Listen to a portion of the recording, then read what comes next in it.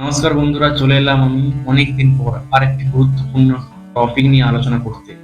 বেশিরভাগ ক্ষেত্রে লক্ষ্য করা যায় গর্ভধারণের পর গর্ভবতী মায়েদের যত টাইম এগোতে থাকে হিমোগ্লোবিনের পরিমাণ ধীরে ধীরে কমতে থাকে বা হিমোগ্লোবিনের ঘাটতি দেখা দেয় গর্ভবতী মায়েদের।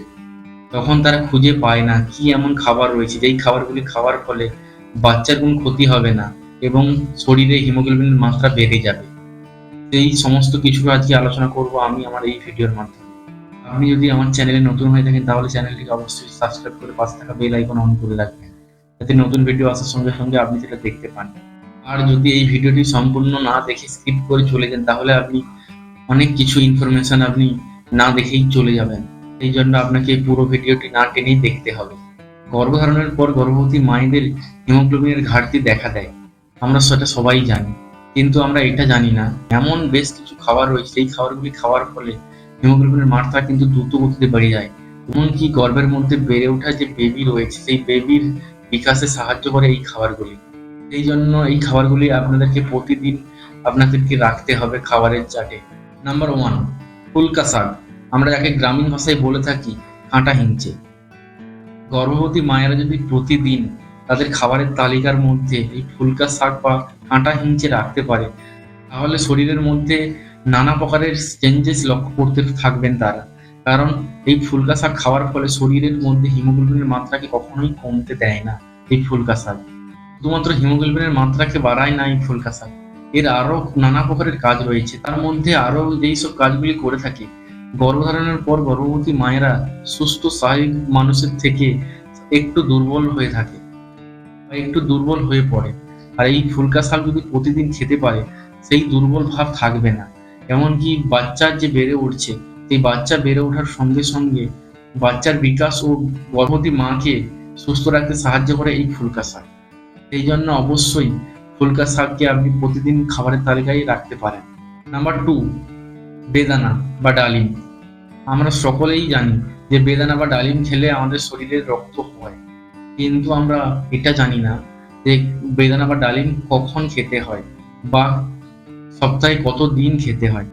গর্ভধারণের পর গর্ভবতী মায়েরা যদি ডালিমকে প্রতিদিন বিকালে খেতে পারে তাহলে তাদের শরীরে কখনোই আয়রনের ঘাটতি দেখা দেবে না। আর আয়রনের ঘাটতি না দেখা দিলে হিমোগ্লোবিনও কমবে না, কারণ এই ডালিমের মধ্যে রয়েছে প্রচুর পরিমাণে অ্যান্টিঅক্সিডেন্ট, খনিজ পদার্থ ও আয়রন, যা শরীরের মধ্যে হিমোগ্লোবিনকে বাড়তে সাহায্য করে এই ডালিম। সেই জন্য অবশ্যই খাবারের চাটে আপনি ডালিমকেও রাখতে পারেন। নাম্বার 3, ডিম। গর্ভধারণের পর গর্ভবতী মায়েদের সব থেকে গুরুত্বপূর্ণ পুষ্টির উৎস হলো ডিম। গর্ভধারণের পর গর্ভবতী মায়েরা যদি ডিম না খেয়ে থাকে তাহলে তাদের পুষ্টির অপূর্ণতা দেখা দেবে। বাচ্চার যে বেড়ে ওঠার বিকাশ সেই বিকাশেও লক্ষ্য করা যাবে এই ডিমের ইফেক্ট। সেই জন্য ডিম তো অবশ্যই আপনাকে রাখতে হবে গর্ভধারণের পর, কারণ ডিম শুধুমাত্র বাচ্চার ব্রেনের বিকাশ করে না, এছাড়াও গর্ভবতী মাকে সুস্থ স্বাভাবিক রাখতে সাহায্য করে এই ডিম। কারণ ডিমের মধ্যেও এমন বেশ কয়েকটি উপাদান রয়েছে যে উপাদানগুলি আপনার শরীরে প্রবেশ করে কখনোই আয়রনের ঘাটতি হতে দেবে না। সেই জন্য আপনাকে অবশ্যই ডিম রাখতে হবে পাতে। নাম্বার 4, মসুর ডাল।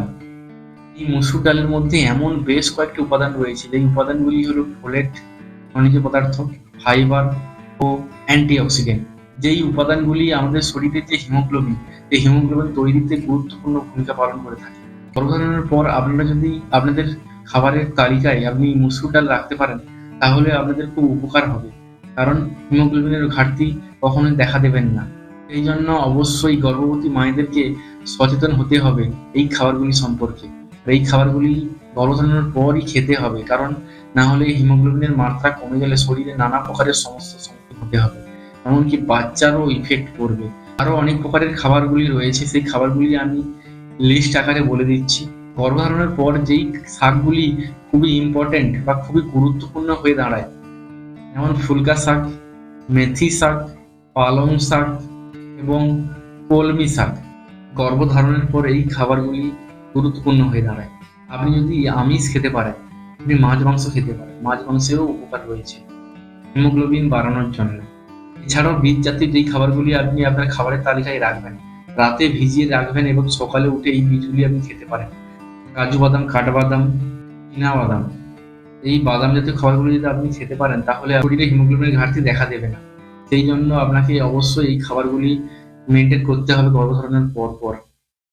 যদি ভিডিওটি ভালো লেগে থাকে তাহলে অবশ্যই চ্যানেলটিকে সাবস্ক্রাইব করে পাশে থাকা বেল আইকন অন করে রাখবেন।